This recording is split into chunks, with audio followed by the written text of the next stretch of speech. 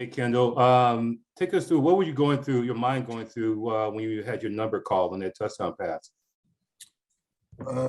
Let's go.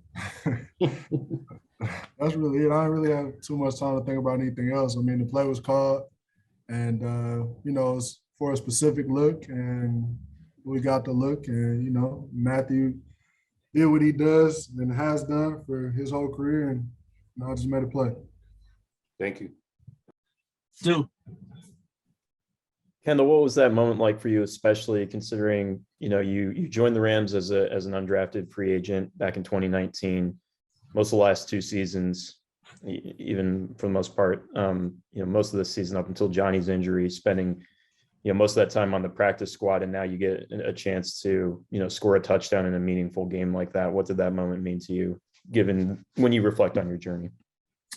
Well, first and foremost, I just want to thank God for my journey, everything that I've gone through. Even being undrafted, I think that was a blessing because it put me here and put me with this team and these coaches, and I wouldn't want to be anywhere else. So just that moment, like in the playoffs against Tom Brady, the GOAT. It still honestly hasn't fully kicked in and set in, but it's just it's a blessing, man. I had so many people hit me up, and I like to act like I'm tough and say I'm not an emotional guy, but it got to me a little bit, so it just felt good. And obviously, it didn't, like I said, didn't really think about it until after the game, but I'm blessed and I'm thankful that I had that opportunity. So. You mentioned the emotional reaction. Who I guess generated or got the strongest one out of you as far as the people who reached out, whether it was family, friends, anybody like that? Well, just initially on the field, and hopefully I can say this without getting into concussion protocol. I think Higbee headbutted me so everything was a blur after that. But so Higbee originally on the field, and then all my guys on the defensive sideline, was excited for me. And then I got so many, good people in my life that, just been with me and supported me. And just to say one, I can't. It was just so many that just hit me up and, reading all the messages. I still haven't got through all the messages, but, it was a good feeling, especially with a win. And then lastly, do you have any special plans yet for how you're going to display the game ball or anything like that? I know some of your teammates, like Robert Rochelle, when he got a game ball, for example, he was going to give it to his mom, but I know if you had any unique plans for yours or not. Before the season, my dad was like, "You score your first touchdown, I need that ball." So I'm going to give it to him, and I'm going to try to keep my jersey. I was just emotional last night, and I gave away the gloves to a fan. I'm kind of regretting that, but, so I wish I still had my gloves, but I'll figure something out. Thanks, Kendall. Appreciate it. Yeah. Hey, Kendall, your big moment performance, I think, characterized a lot of guys on your team this year that maybe weren't, at the top of the depth chart when the season began, but you and others have helped the Rams get to this point. What's that vibe like with the guys maybe that aren't at the, that are in those positions, and kind of what they've been able to contribute?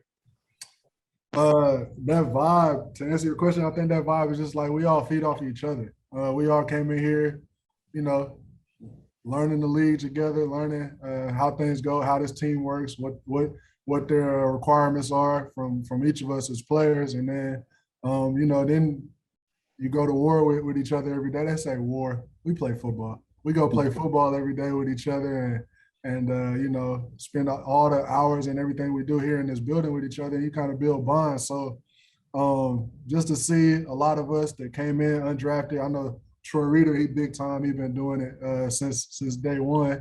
But seeing Troy and Marquise Copeland, Jake Gervais, and I'm gonna blank on some names right now because I'm in the hot seat. But just to see those guys, make plays and it just made me like, okay, I see that my time's coming, and you know, like I said, I got the opportunity to do it last night, but we all feed off each other, man. And, you know, it just, I smiled just as big when Cope got his interception last week as when I scored yesterday. So, Thanks very much. yeah. Jordan. Hey, Kendall, kind of along that line there, when you were first coming into the league and trying to learn everything, and then you had sort of this perception of what the league would be and now kind of what it is and what it takes. Did you think that it was going to be like this, where you guys, again, would be, you know, a small group of you would be sort of thrust into this position where every moment and every contribution matters? Well, I hoped it would be. My whole goal was to come here and just not play. You know, I've always dreamed of and worked to be in this position, prayed to be in this position. So I hope that guys like me all around the league would get an opportunity and get a shot. And I know that I never wish injury on anybody. You know, Johnny Munn is my guy. That's my guy through thick and thin. But I just, I hoped it would be. I hope for a chance, and I got one. Just like every other person, whether you're drafted or not. You know, I feel like we all just want a chance and an opportunity. So I always hoped that I would get one, and hope that I would make big plays and on the biggest of stages, and yeah. And then if you can think back to December when you guys were preparing for the Jaguars game, and you restructured a lot of the run blocking in particular and went a lot with that, the heavier personnel, and you were a big part of that. What was to us on the outside, it symbolized kind of a shift in, you guys were going to find a way to get this done and sort of break that losing streak and all of that. Internally, and especially you being a part of that shift specifically, what was that feeling now that you look back on it and the run you guys have made since? Well, that's just a credit to our great head coach, McVay. He gets a lot of publicity for being the genius that he is. And just to have the trust to put us out there and be like, this is what we got to do. We were in a slump for a little bit, but he always says it: don't flinch, don't blink, and let's find a way to win a game, win one game, be 1-0, and then so he just put us out there. And if you feel that somebody has trusted you, it becomes easier to go out there and make plays and just play free. And I feel like that's what a lot of us did, and we just keep working from there. So, thanks, Kendall. Yeah. Mark. I know your dad played in the league and has been your biggest booster. And what kind of conversations have you had with him since the game, and also on a bigger scale, growing up? What did he tell you about the NFL life, and how much did you identify with his career? Well,